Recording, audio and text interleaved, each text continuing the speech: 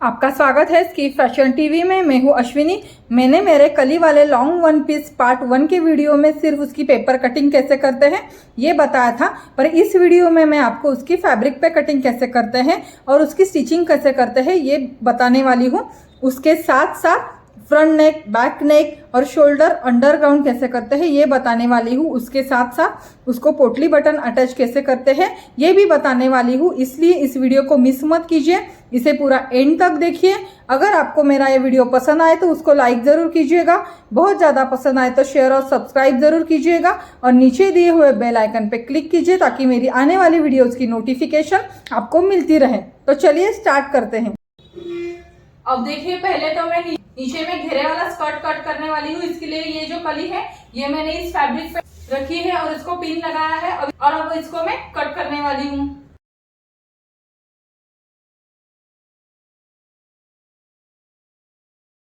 देखिए, ये मैंने कली कट की है। अब मैं दूसरी कली कैसे कट करते हैं ये बताती हूँ। अब देखिए, पहली जो कली हमने कट की थी वो इस तरह से रखी हुई थी। अब मैं दूसरी कली जो है वो इसके लिए ये पेपर पे उल्टा रख रही हूँ। इस तरह से कली रखने से क्या होता है, हमारा जो फैब्रिक होता है वो बच जाता है, पर इसके लिए हमेशा नॉन डायरेक्शनल प्रिंट होना जरूरी होता है। अगर कोई डायरेक्शन की प्रिंट होगी तो हम ये कली सीधी और एक कली उल्टी ऐसे नहीं निकाल सकते। इसलिए कली का कुर्ता सिलने के लिए हम जो फैब्रिक लेंगे वो हमेशा नॉन डायरेक्शनल प्रिंट में होना चाहिए। अब देखिए, ये मैं दूसरी कली की भी कटिंग की हुई है। इस तरह से मैं और 8 कली की कटिंग करती हूँ। अब देखिए, मैं घेरे की लाइनिंग की कटिंग कर रही हूँ। इसके लिए ये मैंने डबल फोल्ड में फैब्रिक लिया हुआ है। अब मैं इसको और फोल्ड करती हूँ, मतलब इस फैब्रिक को मैंने 4 बार फोल्ड किया हुआ है। तो अब देखिए, ये है मेरी फोल्ड वाली साइड। मैं इस फोल्ड पे रखती हूँ और इस लाइनिंग की कटिंग करती हूँ। तो अब देखिए, ये मैंने घेरे की लाइनिंग की कटिंग की हुई है। अब देखिए, अब ये मेरा बैक पार्ट है, ये प्रिंसेस का फर्स्ट पार्ट है, ये प्रिंसेस का सेकंड पार्ट है। अब अपर बॉडी की लाइनिंग पे कटिंग करती हूँ। अब देखिए, इस तरह से मेरी बैक पार्ट की, फ्रंट पार्ट की और स्लीव्स की लाइनिंग पे कटिंग हो चुकी है। अब इसकी कटिंग मैं मेन फैब्रिक पे करती हूँ। अब देखिए, कली के जो स्कर्ट की मेन फैब्रिक की मेरी कटिंग हो चुकी है, लाइनिंग की भी कटिंग हो चुकी है। ये देखिए, अपर बॉडी की बैक साइड की कटिंग हो चुकी है, स्लीव्स की भी कटिंग हो चुकी है। ये देखिए, ये है अपर बॉडी की फ्रंट पार्ट की कटिंग भी हो चुकी है। लाइनिंग जो है वो परफेक्ट कट किया हुआ है और जो मेन फैब्रिक पे कटिंग की है वो थोड़ा एक्स्ट्रा की है। अब मैं सबको पहले लाइनिंग ज्वाइन कर लेती हूँ। ये देखिए, मैंने बैक पार्ट की लाइनिंग मेन फैब्रिक के साथ जोड़ी हुई है और ऐसा ही एक मैंने और एक बैक का पार्ट लाइनिंग का निकाला हुआ है। देखिए, ये मेरे प्रिंसेस कट के फर्स्ट पार्ट और सेकंड पार्ट भी मैंने लाइनिंग और मेन फैब्रिक को जोड़ दिए हैं। अब देखिए, यहाँ से मैं उनके प्रिंसेस ज्वाइन करूँगी, इस साइड से भी ये प्रिंसेस ज्वाइन करूँगी और भी उनके फर्स्ट और सेकंड पार्ट निकाले हुए हैं। तो सिर्फ लाइनिंग का कपड़ा भी मैं फर्स्ट पार्ट के साथ सेकंड पार्ट भी अटैच करूँगी। ये दोनों स्लीव्स भी मैंने अटैच किए हुए हैं। नॉर्मल ब्लाउज में हम जैसे आर्म राउंड की तरफ से पलटी करते हैं वैसे मैंने पलटी किए हुए हैं। अब स्लीव्स के आर्म राउंड को मैं गोल्डन बॉर्डर अटैच करने वाली हूँ। अब देखिए, इस तरह से मेरी दोनों हाथों की स्लीव्स जो है वो बॉर्डर लगा के फिनिश हो चुकी है। और देखिए, अपर बॉडी के जो लाइनिंग है वो मैंने डबल कट किए हुए थे, उसका प्रिंसेस भी मैंने सेपरेट अटैच किया हुआ है। अब देखिए, बोटनेक गला कैसे निकालते हैं ये मैं आपको बताती हूँ।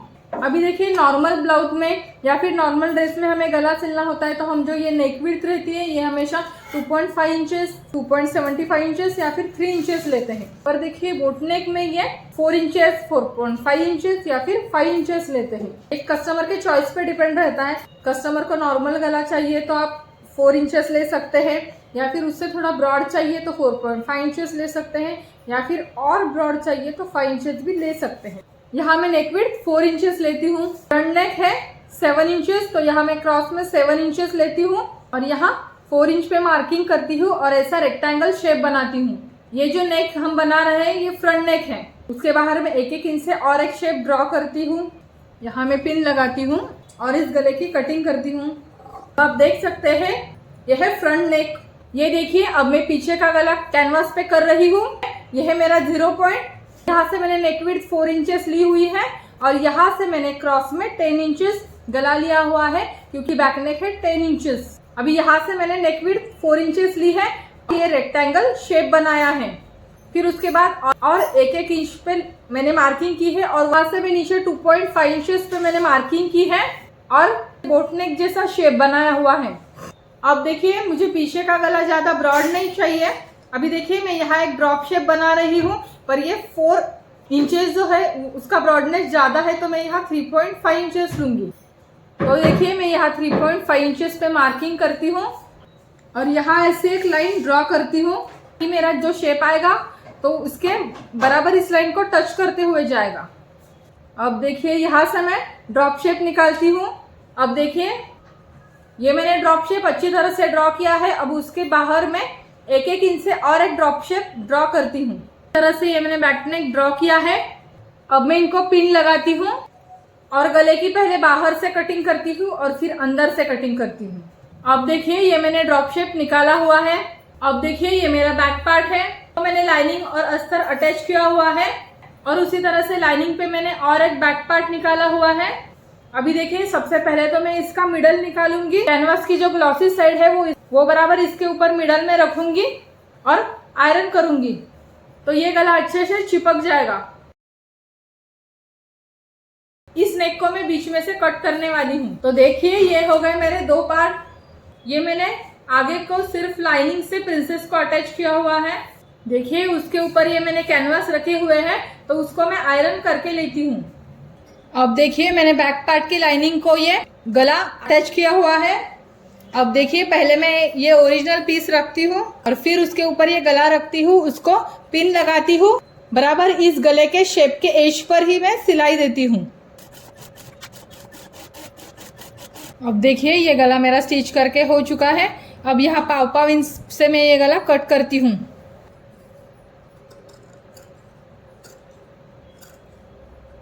अब देखिए इस गले को मैंने नॉचेस भी दी है और इसको मैं पलटी करती हूँ।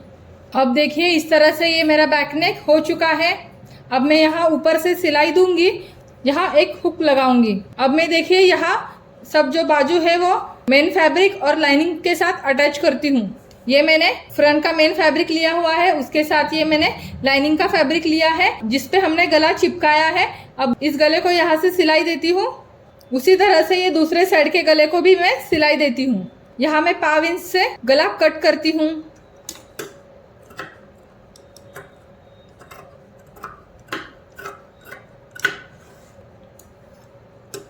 यहाँ से मैं नॉचेस देती हूँ और ये जो नेक है मैं यहाँ से पलटी करती हूँ और उसको अच्छे से मैं आयरन करती हूँ।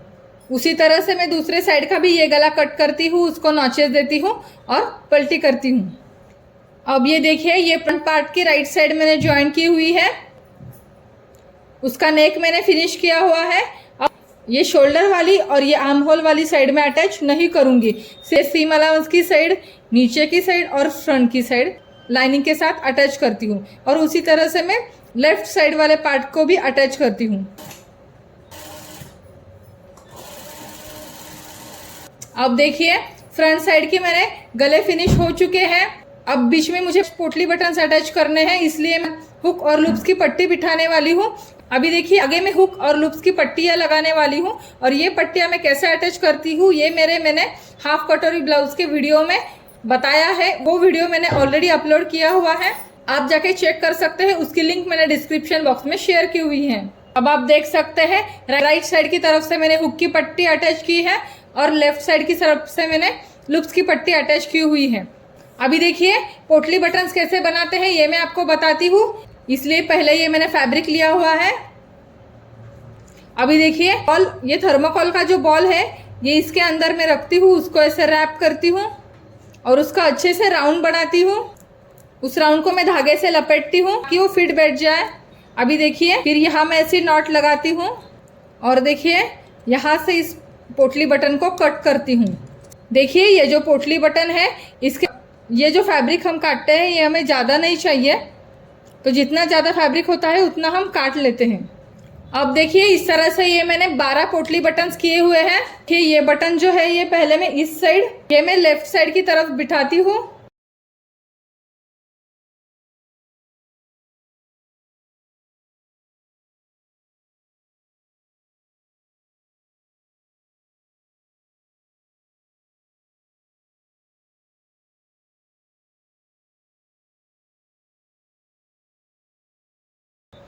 तो देखिए ये लेफ्ट साइड की तरफ ये मैंने पोटली बटन अटैच किए हुए हैं। अभी देखिए मैंने नीचे की तरफ से 1 इंच छोड़ा हुआ है, क्योंकि सिलाई में वो मार्जिन हमारी जाने वाली है इसलिए। अब देखिए उसके बाद मैं राइट साइड का ये पार्ट रखती हूँ और बराबर उस पोटली के एज पर सिलाई देती हूँ।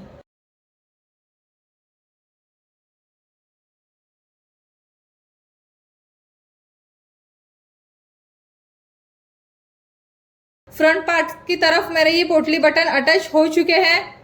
देखिए अंदर की तरफ से क्या करेंगे, हम इस पट्टी को हेमिंग करेंगे ताकि जो पोटली बटन्स के जो रॉ एजेस रहते हैं वो पूरे अंदर चले जाए।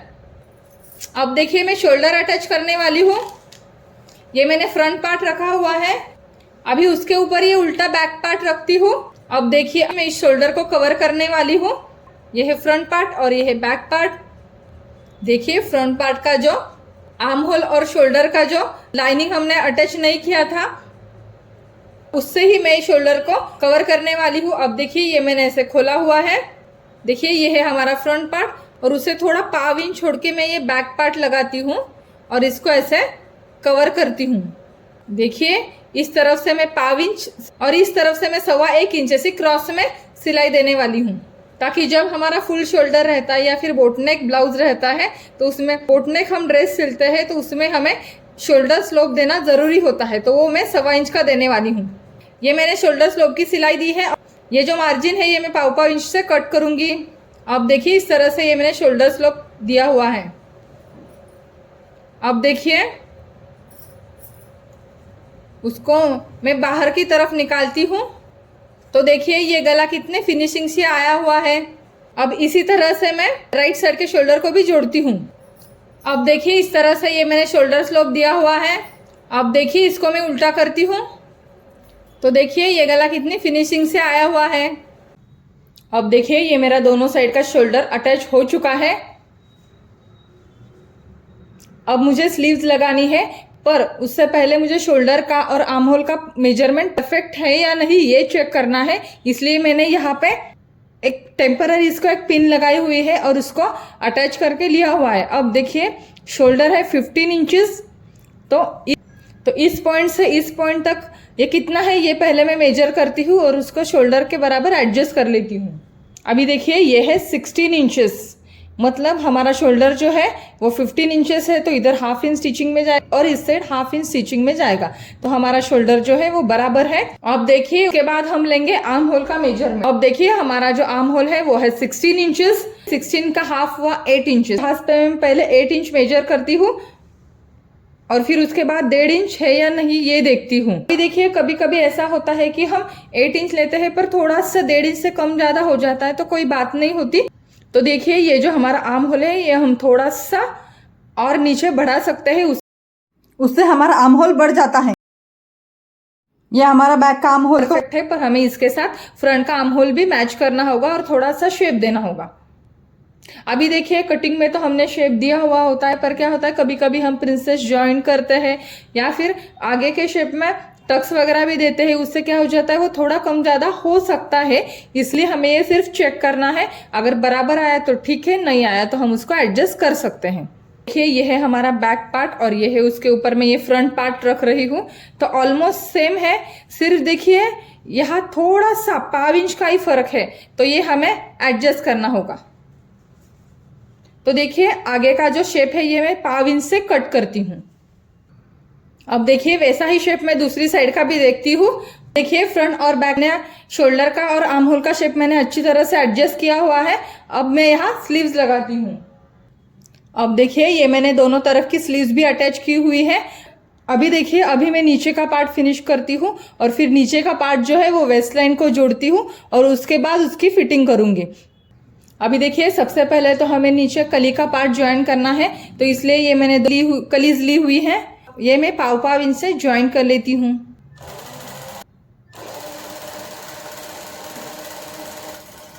अब देखिए ये मैंने कली ज्वाइन की हुई है, इसको मैं अब ओवरलॉक भी करूंगी और 5 कली का फ्रंट का पार्ट और 5 कली का बैक का पार्ट ऐसे अलग अलग बनाती हूँ। मैंने ये 5 कलियां जोड़ दी है। ये स्कर्ट का फ्रंट का पार्ट तैयार हो चुका है और ये स्कर्ट का बैक का पार्ट तैयार हो चुका है। अभी देखिए इन दोनों पार्ट को मैं जोड़ने वाली हूँ, पर मैं ऊपर से 15 इंच छोड़ने वाली हूँ और एंड तक मैं पाव इंच पे सिलाई देती हूँ। अभी देखिए कमर की एक साइड ही जोड़ी है, दूसरी साइड वैसे ही रखिए क्योंकि हमें ये जो है इसके नीचे हमें 4 इंच गोल्डन कलर की बॉर्डर लगानी है, इसलिए मैंने एक साइड फिटिंग की वैसे ही छोड़ दी है। अभी देखिए ये जो कली का घेरा आया हुआ है ये 270 इंचेस है। उसके नीचे में एक गोल्डन बॉर्डर अटैच करने वाली हूँ, उसको बढ़ती कहते हैं। तो देखिए ऐसे मैंने 270 मतलब थोड़ा सा ज्यादा लिया हुआ है और ऐसे 4 इंच का चौड़ा ऐसा गोल्डन फैब्रिक निकाला हुआ है। अब देखिए इसके ऊपर मैं थोड़ी सी डिजाइनिंग भी करने वाली हूँ, इसके लिए ये मैंने 2 इंचेस दूसरा गोल्डन का चौड़ा फैब्रिक निकाला हुआ है। अब देखिए जो हम बढ़ती ज्वाइन करने वाले हैं उसको हम अंदर से फिनिश करते हैं, मतलब अंदर हम जैसे साड़ी को फॉल लगाते हैं वैसे उसको अच्छी तरह से फिनिश करना पड़ता है। इसके लिए है 6.5 इंच, मतलब उसकी लंबाई तो 270 इंचेस है पर उसकी चौड़ाई जो है वो 6.5 इंचेस है। तो देखिए ये मैं ऊपर लगाने वाली हूँ और इसकी बॉर्डर तो नीचे आने वाली है, हाथ से ऐसी सिलाई दूंगी।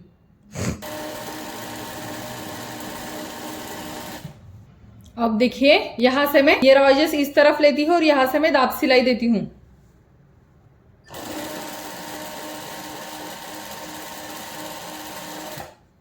अब देखिए पहले ये मैंने बॉर्डर एक दूसरे को जोड़ी हुई है। अब देखिए मैं यहाँ नीचे से पहले फिनिश करूंगी उसको। तो देखिए ये मैंने जो लाइनिंग का कपड़ा लिया हुआ है इसको मैं 1/2 इंच से सिलाई दूंगी और सिलाई हो जाने के बाद उसको पलटी करके दाब सिलाई भी दूंगी। उसको मैं ये गोल्डन बॉर्डर की बढ़ती अटैच करने वाली हूँ, तो इस तरह से मैं 1/2 इंच पे सिलाई देती हूँ।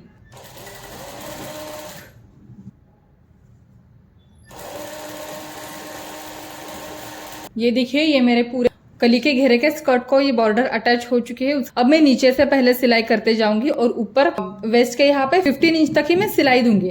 अब देखिए ये जो मैं ऐसे बराबर सिलाई दे रही हूँ तो उस वक्त मैं ये ध्यान में रखूंगी कि ये जो मेरे 2 पॉइंट्स है ये बराबर आ जाए, यहाँ के भी 2 पॉइंट्स है ये भी बराबर आ जाए, ये ध्यान में रखते हुए स्टिच दूंगी। अब देखिए ये बढ़ती के जो 2 एंड पॉइंट्स है ये कितने परफेक्ट आए हुए हैं, इस तरह से ये परफेक्ट आना चाहिए। अब देखिए ये जो मेन फैब्रिक के जो रॉ एजेस है ये अंदर की तरफ डालूंगी, यहाँ ऐसे एक फोल्ड करूंगी, यहाँ बराबर सिलाई दूंगी ताकि जो हमारी बढ़ती है वो अंदर से अच्छे से कवर हो जाए। और इस साइड में लेस लगाऊंगी। ये देखिए ये मैंने नीचे की जो गोल्डन बॉर्डर है वो अच्छी तरह से फिनिश की हुई है। अंदर की तरफ से भी देखिए उसकी फिनिशिंग काफी अच्छी तरह से आई है। अब देखिए ये मेरे मेन फैब्रिक का स्कर्ट हो चुका है। अब मैं स्कर्ट की लाइनिंग स्टिच करती हूँ। अब देखिए ये लाइनिंग के स्कर्ट के 2 पार्ट मैंने किए हुए हैं। अब देखिए ऊपर से मैं 15 इंच तक छोड़ती हूँ, नीचे घेरे तक मैं उसको 1/2 इंच से स्टिच करती हूँ।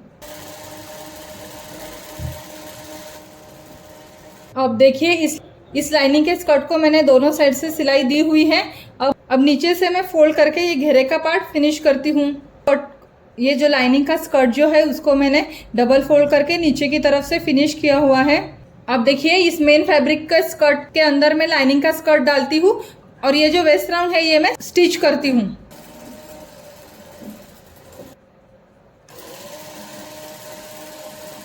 अब देखिए ये कली का स्कर्ट और लाइनिंग का स्कर्ट मैंने वेस्ट के यहाँ पे अटैच किया हुआ है। अब देखिए ये फ्रंट पार्ट है और ये बैक पार्ट है। इस वेस्ट को और बॉडी के फ्रंट पार्ट को मैं ज्वाइन करती हूँ और यहाँ मैं बॉडी के बैक पार्ट को ज्वाइन करती हूँ। अब देखिए ये मैं कली वाला स्कर्ट लेती हूँ और यहाँ मैं बॉडी का फ्रंट पार्ट ज्वाइन करती हूँ।